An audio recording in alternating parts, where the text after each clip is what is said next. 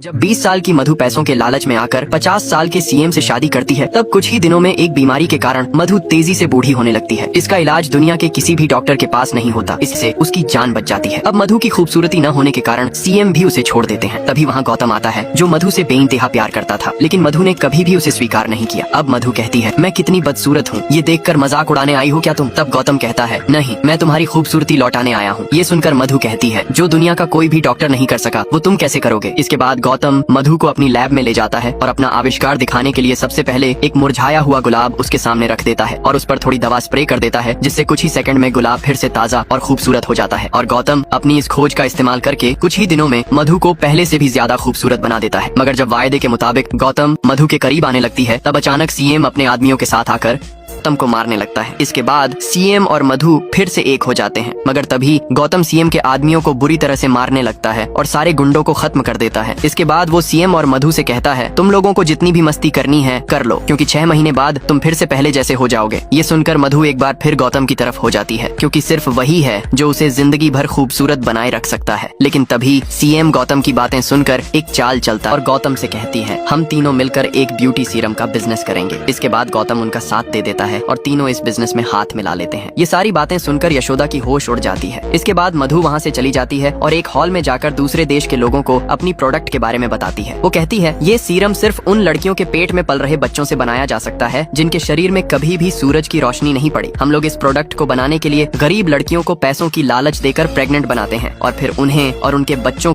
हर रोज कई प्रेग्नेंट लड़कियों को मारकर डॉक्टर गौतम और मधु करोड़ों रुपए कमाते हैं। यशोदा को जब इस बारे में पता चलता है तो वो गुस्से में मधु के गले पर चाकू रख देती है। तभी वहाँ गौतम आ जाता है, मगर यशोदा को अभी भी यह नहीं पता कि गौतम भी मधु के साथ मिला हुआ है। इसी का फायदा उठाकर गौतम मधु को अपनी बातों में फंसा लेता है और उससे चाकू लेकर उसी के गले पर रख देता है। तब यशोदा को समझ आता है कि गौतम भी इस घिनौने काम में शामिल है। इसके बाद मधु यशोदा को अपनी सारी सच्चाई बताने लगती है। वो कहती है कि कैसे उसने गौतम और यहाँ के सीएम ने मिलकर इस बिजनेस की शुरुआत की। ये सारी बातें सुनकर यशोदा के होश उड़ जाते हैं, क्योंकि अब तक गौतम और मधु मिलकर हजारों बेकसूर लड़कियों और उनके बच्चों को मार चुके हैं। तभी मधु गौतम से कहती है, तुम इसे संभालो, मेरा अभी मीटिंग का टाइम हो गया है। इसके बाद मधु एक हॉल में जाती है जहाँ पर दुनिया भर के कई बड़े बिजनेसमैन लाइव मीटिंग में जुड़े होते हैं। वहाँ मधु बताती है कि वो अपनी ब्यूटी प्रोडक्ट कैसे बनाती है। जब गौतम यशोदा को पकड़कर उसके गले में चाकू रख देता है और कहता है कि अब वो उसे कितनी बेरहमी से मारेगा। इसके बाद गौतम यशोदा के गले में एक छोटा सा खरोंच देकर उसे एक कुर्सी में बांध देता है। तब मधु गौतम से कहती है, अब मेरी मीटिंग का टाइम हो गया है। इसके बाद मधु एक हॉल में जाती है जहाँ बहुत सारे देशों के लोग लाइव मीटिंग कर रहे होते हैं। यहाँ पर मधु बताती है कि वो अपनी ब्यूटी प्रोडक्ट को कैसे बनाती है। ये सुनकर यशोदा के होश उड़ जाते हैं, क्योंकि इस प्रोडक्ट को बनाने के लिए प्रेग्नेंट लड़कियों को मारकर उनके बच्चे के कोमल शरीर से यह दवा बनाई जाती है। मधु बताती है कि इसमें उन्हीं बच्चों का इस्तेमाल किया जाता है जिन पर कभी भी सूरज की रोशनी नहीं पड़ी। इसके लिए हम लोग गरीब लड़कियों को पैसों का लालच देकर सरोगेसी के जरिए उन्हें यहाँ लाते हैं, फिर उन्हें मारकर उनका प्रोडक्ट बनाते हैं। तभी इस प्रोडक्ट के बारे में और जानकारी देने के लिए मधु गौतम को बुलाती है, मगर गौतम वीडियो अच्छा लगा तो चैनल को लाइक करें, सब्सक्राइब करें,